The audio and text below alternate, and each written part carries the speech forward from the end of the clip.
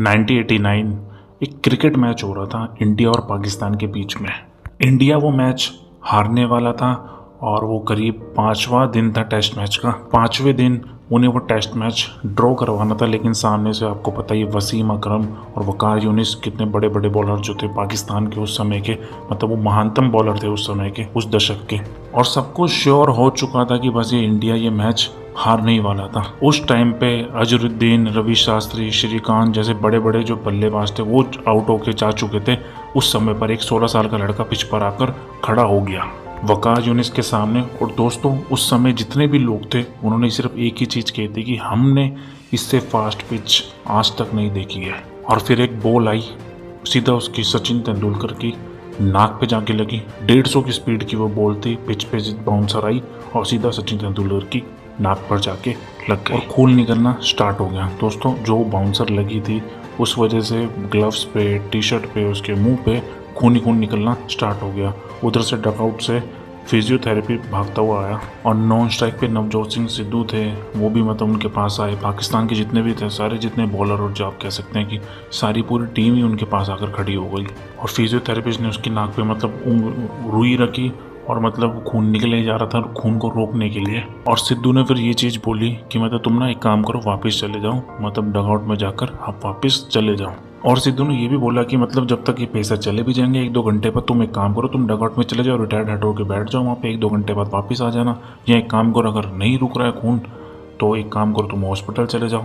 तो मतलब almost confirm था कि वो मतलब रिटायर्ड हट होके वापस जाएगा मैदान छोड़ के।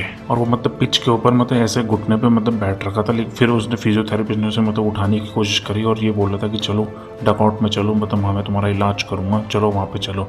फिर उसने सचिन तेंदुलकर ने सिर्फ 2 वर्ड्स ऐसे बोले कि उसने इंडिया की क्रिकेट की हिस्ट्री नहीं, उसने मतलब पूरी दुनिया की मतलब जो क्रिकेट की हिस्ट्री को उसने पूरा बदल के रख दिया। और 2 वर्ड्स वो थे, और वो 2 वर्ड्स थे, मैं खेलेगा, मैं खेलेगा।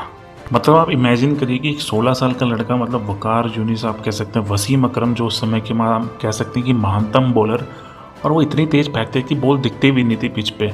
मतलब एक मतलब जो आप कह सकते हैं ना, जैसे हम जैसे ऑडियंस जो मैच देखती है, मतलब उनमें से कुछ ने ये भी कह दिया था कि ऐसे मतलब बैन लगा देना चाहिए कि मतलब इतना फास्ट बॉलर, मतलब ऐसे इतने छोटे बच्चों को नहीं खिलाना चाहिए। मतलब इतने उस 16 साल के लड़के आप कह सकते हैं कि पूरी दुनिया को उस पर तरस आ रहा था कि भाई चले जाए यहाँ से, मतलब ग्राउंड छोड़ के चले जाए, क्योंकि खून बहुत निकल रहा था। लेकिन सिर्फ उसी बंदे को, जो 16 साल का लड़का था, जो सचिन तेंदुलकर जी थे, सिर्फ उन्हीं को मतलब आप कह सकें अपने ऊपर तरस नहीं आ रहा था। और उसने 16 साल के लड़के ने उस पिच पर एक ऐसा बोला कि मतलब समय ही बदल गया। और अगले ही बॉल पे मतलब सामने से एक बॉल आई 150 की स्पीड से, उसने चौका मार दिया। और उस समय ना मतलब आप कह सकते हैं कि वसीम अकरम और वकार यूनिस की किसी की हिम्मत नहीं होती कि उनकी आंखों में आंखें डाल के मतलब देखने की चौका मारने के बाद। लेकिन वो 16 साल के लड़के ने चौका मारने के बाद मतलब उनकी आंखों में आंखें डाल के मतलब उन्हें देखा। तो वो हारा हुआ मैच मतलब पूरे मतलब कह सकते हैं कि जितने भी क्रिकेट के जर्नलिस्ट थे, मतलब आप कह सकते हैं सब ने एक ही चीज़ कही थी कि यहाँ से इंडिया मैच हारेगा। उस मैच को ड्रॉ करा दिया। सचिन तेंदुलकर और सिद्धू की पारी ने पार्टनरशिप में उन दोनों ने मतलब 101 रन बनाए, जिसमें सचिन तेंदुलकर ने 57 रन बनाए। और उसके बाद एक स्टार बॉर्न हो गया, जिसे आज के दौर में हम सब क्रिकेट का भगवान भी कहते हैं। बस यही फ़र्क होता है कि जिसे कुछ करना होता है और जिसे कुछ नहीं करना होता है। दोस्तों मैं हर मोटिवेशन वीडियो में आपको एक ही चीज़ कहता हूँ कि करने के एक बहाना होता है और ना करने के 100 बहाने होते हैं। अगर आपके जीवन में मतलब आप कह सकते हैं, आपको मैंने कल की भी एक स्टोरी बताई जिसका हैंड वाली बताई थी मैंने जो आपको। दोस्तों आप एक चीज़ देख सकते हैं इन सब चीज़ों में कि मतलब कितने सेक्रीफाइस करने पड़ते हैं अपने जीवन में अगर आपको सक्सेस को पाना है।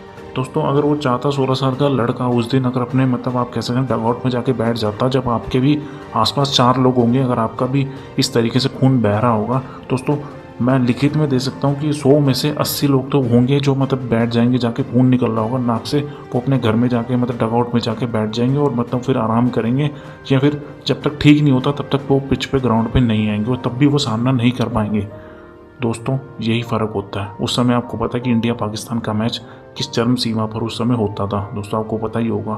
तो दोस्तों यही चीज़ होती है कि अगर आपको अपने जीवन में अगर सक्सेस को पाना है तो सैक्रिफाइस आपको करने पड़ेंगे। वो आपके शरीर से भी हो सकते हैं, आपके परिवार में भी हो सकते हैं, आपके रिश्तेदारों में भी हो सकते हैं, आपके दोस्तों से भी हो सकते हैं। बस आपको अपने काम में फोकस रखना है और आपको ये बाहर की दुनिया से कोई लेना देना नहीं है।